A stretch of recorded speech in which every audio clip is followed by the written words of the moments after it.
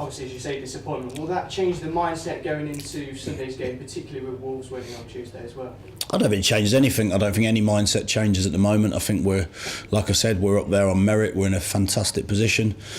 We've got to now, every game's a must-win. You know, it's as simple as that. You know, and whether that puts pressure on everything, you know, that's the position you're in the table puts pressure on. You see that teams up there with far bigger budgets than us and resources are not handling it particularly well. So, you know, it's not an easy situation to be in, but we got everything to gain and nothing to lose. And that's what I've said to the lads time and time again. You know, we've got to go out there. Probably that was the disappointment really with Tuesday night. You know, we've got to go out there and almost, you know, feel like we can play with a little bit of freedom. And just perhaps once or twice, you know, we haven't done that, but we start again, we go again, and Sunday's game is just another game where we've got to go there and try and win. What do you make of Wolves at the moment? Yeah, they've had a mixed time, I think. I've seen them play very well against the likes of Derby, and I've seen them play sort of well in halves against other teams, not so well in other halves. So I mean, I'm sure they'll probably say the same about us. Obviously, lost some key attacking players, which I think any side would there'd be an impact.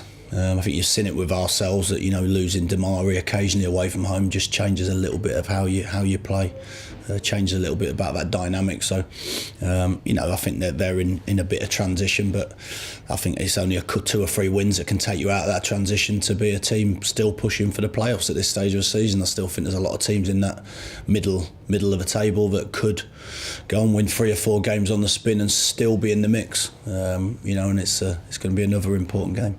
Does the game in hand fill you with some peace of mind come the playoffs? No, because I think you'd rather have the points in the bag, and I think that, like we said, that's we've took a bit of a gamble because our game in hand gives us 3 home games next month.